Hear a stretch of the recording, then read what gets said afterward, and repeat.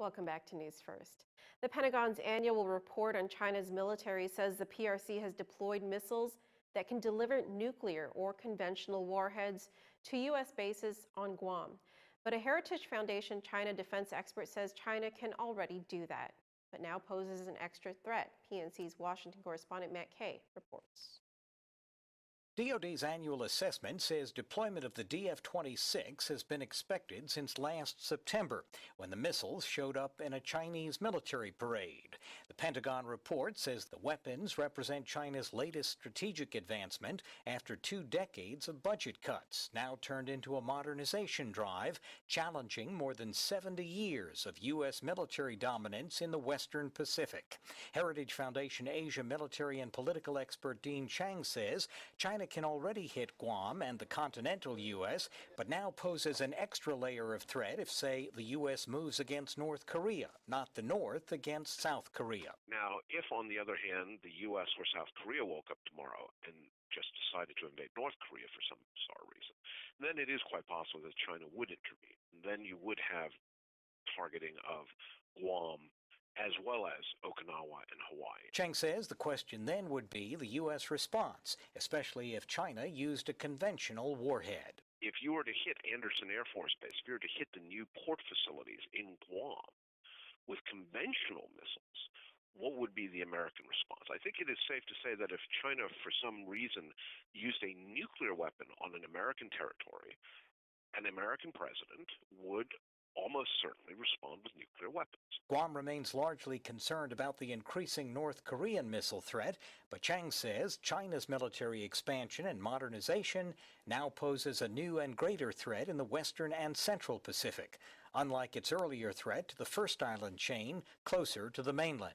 The Pentagon report confirms China's Type 94 Jin-class submarines are now equipped with sub-launched ballistic missiles, boosting its sea-based nuclear deterrence.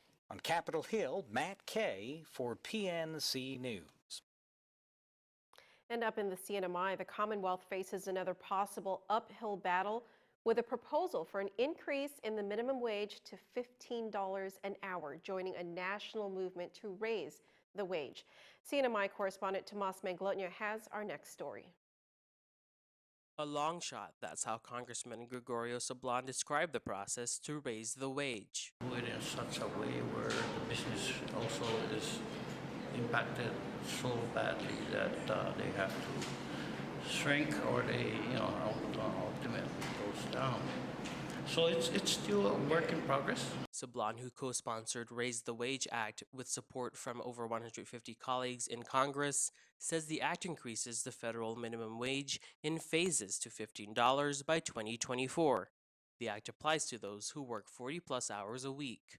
Local senators under House Bill 19-23 passed in 2016 approved increases of local minimum wage to $7.25 by 2018. Minimum wage will be $7.05 this September. Small business owner Glenn Hunter says he pays his staff of about 7 people at the Shack restaurant, slightly above the minimum wage for his 5-year-old establishment. It makes sense. There should always be, inflation's always going up, other costs are always rising. It just makes sense that that floor should always be rising. The floor rising is an issue receiving mixed emotions from the community, some saying the CNMI's infrastructure cannot withstand such an increase. Hunter notes that if wage is suppressed, then trouble will most likely follow. It's not a surprise to hear from other businesses that they would be opposed to such a measure. But I mean, since living here for more than a decade again and more than 4 decades, calling this place home, there's always been challenges. Aside from raising the wage, Hunter explains other issues plague the small business community. Maybe what we can do is change the dialogue and start looking at how do you support small businesses? What do you need to incentivize them, to help them, to keep them in business? I'm going on, like I said, 5 years now. It's been a struggle, but I can tell you, like, from day one, we've been profitable. Glenn Hunter telling PNC News that bigger businesses, bigger players in the game, such as foreign investors of establishments like the one behind me, often are the recipients of breaks and exemptions that small businesses are not offered. Even after Typhoon Sudalor, which his business is still recovering from, Hunter believes more could be done to help small businesses. He notes that the islands have a unique economic and labor situation and history. For small business owners such as Glenn Hunter, the issue isn't singular. It's not just about minimum wage. It's multifaceted, including utilities and incentives. Reporting for the Pacific News Center, I'm Tomas Manglona. All right, thanks, Tomas, for that report. In other news, the homeless population may continue to grow on Guam, but the staff at Kamaling Karadat say they've also noticed an increase in children utilizing their soup kitchen as well. PNC's Rebecca Elmore has the story. Meet the people who Coadjutor Archbishop Michael Burns calls the literal hands and feet of Jesus. That's because the new staff of Kamaling Karadat are known all across the island for assisting those most in need. The newest addition to the nonprofit organization is Father Mike Chrysostomo, who spoke of the honor and immense task ahead of him. As you are aware of, the homeless population continues to grow on Guam. I think the last homeless count was well over 1,200, and majority of that of the people are up north and central. And so part of our goal is to now look into the northern area to see perhaps if we can actually materialize and realize the need for Karadat 2. One of the newest programs implemented at the soup kitchen is their new shower service for the homeless that runs every Monday through Friday from 9:30 a.m. to 1:30 p.m.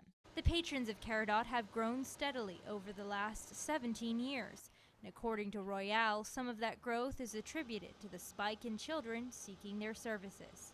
I would say one of the reasons, I see kids on a daily basis. We're averaging right now, I would say, between 5 to 8 children on a daily basis. Summertime, I notice that's when we see the increase of the kids coming in. This doesn't necessarily indicate that the rate of homelessness is increasing, for Royale says most of the families seeking Karadat services are on public assistance in need of at least one good meal. Reporting for PNC News, I'm Rebecca Elmore. Kamaling Karadat survives solely on donations, so if you'd like to make a donation or even service any of their programs, you can call 472-4569 for more information. Well, this week has been all about graduation ceremonies for public high schools, and tonight John F. Kennedy High is holding theirs, and they're doing it at their very own campus. The Islanders are holding their graduation ceremony at this very moment. The ceremony began at 5 p.m. A total of 342 diplomas are being handed out tonight. While most large graduations are held at the University of Guam-Calvo Fieldhouse, JFK grads chose to hold theirs on their very own campus. It's being held outdoors, but fortunately the weather forecast will not be a problem. So congratulations to the 2017 John F. Kennedy High School Islanders on a job well done. All right, well, Chelsea Cruz is standing by with the latest in weather.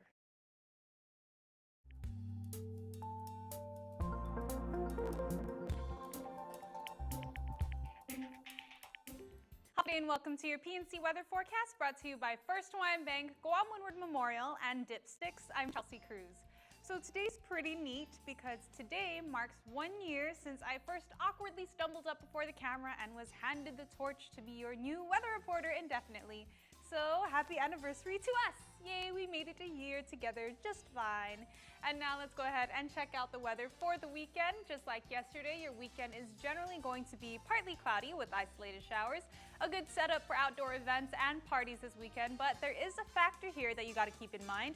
If you take a look at those southeast winds, they are still as low as 5 miles per hour for the Marianas.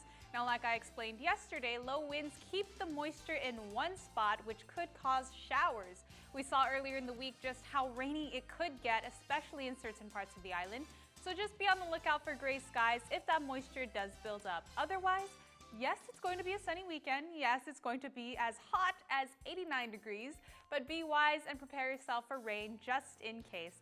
And that's going to be it for this evening's weather. Have a good night, a great weekend, and I'll see you again next time.